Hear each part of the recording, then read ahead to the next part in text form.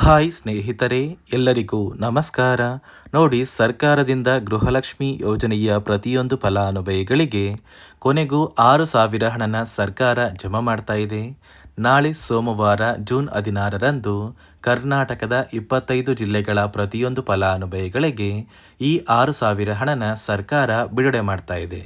ಅದೇ ರೀತಿ ಈ ಬಾರಿ ಸರ್ಕಾರ ಸುಮಾರು 1,00,000ಕ್ಕಿಂತ ಅಧಿಕ ಫಲಾನುಭವಿಗಳಿಗೆ ಈ 6,000 ಹಣನ ಕ್ಯಾನ್ಸಲ್ ಮಾಡಿದ್ದು, ಬನ್ನಿ ಸ್ನೇಹಿತರೆ, ಯಾವ ಜಿಲ್ಲೆಯ ಯಾವ ಫಲಾನುಭವಿಗಳಿಗೆ ಈ 6,000 ಹಣ ಜಮಾ ಆಗ್ತಾ ಇದೆ ಮತ್ತು ಯಾವ ಫಲಾನುಭವಿಗಳಿಗೆ ಸರ್ಕಾರ 6,000 ಹಣನ ಕ್ಯಾನ್ಸಲ್ ಮಾಡಿದೆ ಅಂತ ನಾನು ನಿಮಗೆ ಈ ಒಂದು ವಿಡಿಯೋದಲ್ಲಿ ತಿಳಿಸ್ಕೊಡ್ತಾ ಇದ್ದೀನಿ. ಅದಕ್ಕಿಂತ ಮೊದಲು ನೀವೇನಾದ್ರೂ ಇನ್ನೂ ಕೂಡ ನನ್ನ ಚಾನಲ್ನ ಸಬ್ಸ್ಕ್ರೈಬ್ ಆಗಿಲ್ಲ ಅಂದರೆ ದಯವಿಟ್ಟು ಪ್ರತಿಯೊಬ್ಬರು ಚಾನಲ್ನ ಸಬ್ಸ್ಕ್ರೈಬ್ ಮಾಡ್ಕೊಳ್ಳಿ, ಹಾಗೆ ವಿಡಿಯೋಗೆ ಒಂದು ಲೈಕ್ನ ಕೊಡಿ.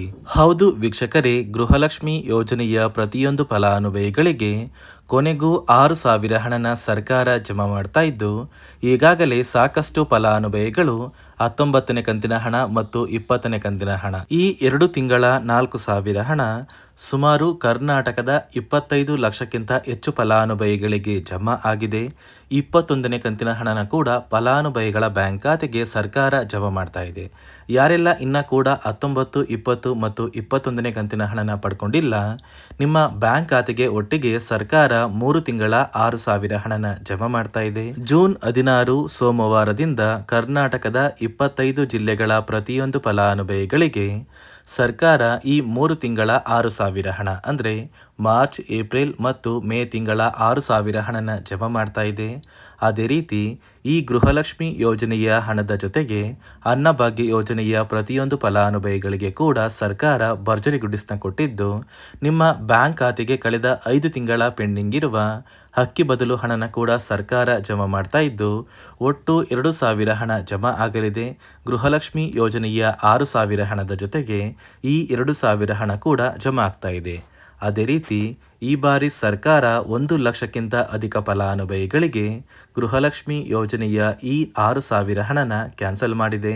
ಕಾರಣ ಏನು ಅಂದರೆ, ಪ್ರತಿ ಬಾರಿಯೂ ಸರ್ಕಾರ ನಿಮ್ಮ ಬ್ಯಾಂಕ್ ಖಾತೆಗೆ ಗೃಹಲಕ್ಷ್ಮಿ ಯೋಜನೆಯ ಹಣನ ಜಮಾ ಮಾಡುವಂತಹ ಸಂದರ್ಭದಲ್ಲಿ ಪ್ರತಿಯೊಂದು ಫಲಾನುಭವಿಗಳ ಒಂದು ದಾಖಲಾತಿಗಳನ್ನ ಮರುಪರಿಶೀಲನೆ ಮಾಡ್ತಾರೆ.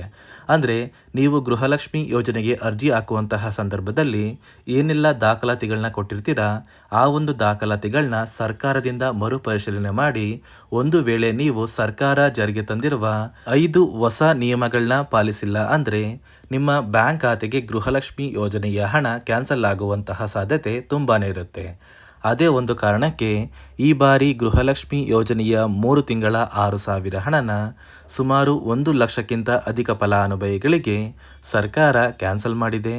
ಹಾಗಾದರೆ ಬನ್ನಿ ಸ್ನೇಹಿತರೆ, ಸರ್ಕಾರ ಜಾರಿಗೆ ತಂದಿರುವ ಆ 5 ಹೊಸ ನಿಯಮಗಳು ಏನು ಅಂತ ಕೂಡ ನಾನು ನಿಮಗೆ ತಿಳಿಸ್ಕೊಡ್ತಾ ಇದ್ದೀನಿ.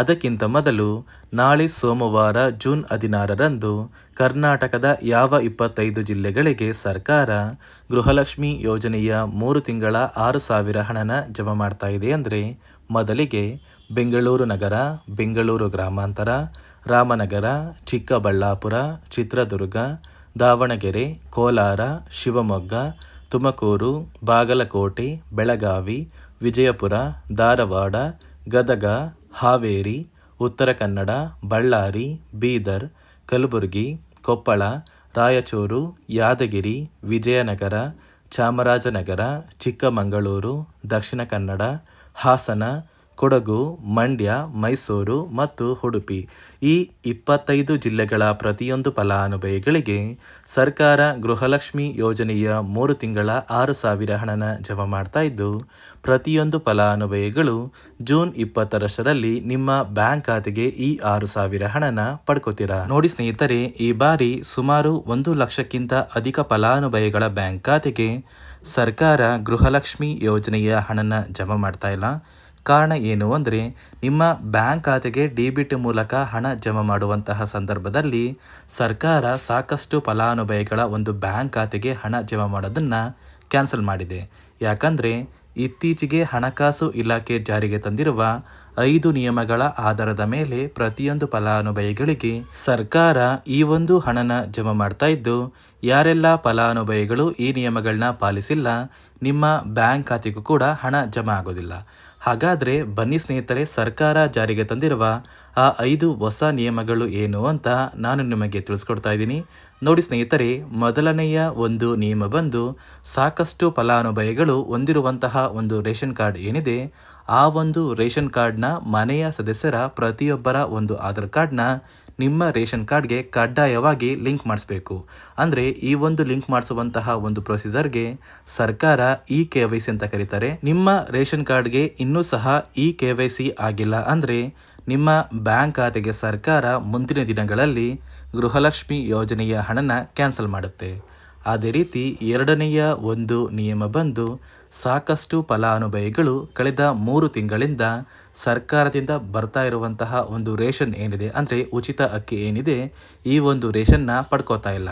ಒಂದು ವೇಳೆ ಕಳೆದ 3 ತಿಂಗಳಿಂದ ನೀವು ರೇಷನ್ನ ಪಡ್ಕೊಂಡಿಲ್ಲ ಅಂದರೆ ಸರ್ಕಾರ ನಿಮ್ಮ ಬಳಿ ಇರುವಂತಹ ಒಂದು ರೇಷನ್ ಕಾರ್ಡ್ನ ಕ್ಯಾನ್ಸಲ್ ಮಾಡುತ್ತೆ. ನಿಮ್ಮ ರೇಷನ್ ಕಾರ್ಡ್ನ ಸರ್ಕಾರ ಕ್ಯಾನ್ಸಲ್ ಮಾಡಿದ್ರೆ ನಿಮ್ಮ ಬ್ಯಾಂಕ್ ಖಾತೆಗೆ ಗೃಹಲಕ್ಷ್ಮಿ ಯೋಜನೆಯ ಹಣ ಇರ್ಬೋದು ಮತ್ತು ಸರ್ಕಾರದಿಂದ ಬರುವಂತಹ ಒಂದು ಸೌಲಭ್ಯಗಳನ್ನ ನೀವು ಕಳ್ಕೋಬೇಕಾಗುತ್ತೆ. ಅದೇ ರೀತಿ ಮೂರನೆಯ ಒಂದು ನಿಯಮ ಬಂದು ನೋಡಿ ಸ್ನೇಹಿತರೆ, ನಿಮ್ಮ ಬಳಿ ಇರುವಂತಹ ಒಂದು ಆಧಾರ್ ಕಾರ್ಡ್ ಏನಿದೆ, ಆ ಒಂದು ಆಧಾರ್ ಕಾರ್ಡ್ನ ಕಳೆದ 15 ವರ್ಷಗಳಲ್ಲಿ ನೀವು ಯಾವುದೇ ರೀತಿಯ ಒಂದು ತಿದ್ದುಪಡಿನ ಮಾಡಿಸಿಲ್ಲ ಅಂದರೆ ನಿಮ್ಮ ಬ್ಯಾಂಕ್ ಖಾತೆಗೆ ಸರ್ಕಾರ ಗೃಹಲಕ್ಷ್ಮಿ ಯೋಜನೆಯ ಹಣನ ಕ್ಯಾನ್ಸಲ್ ಮಾಡುತ್ತೆ.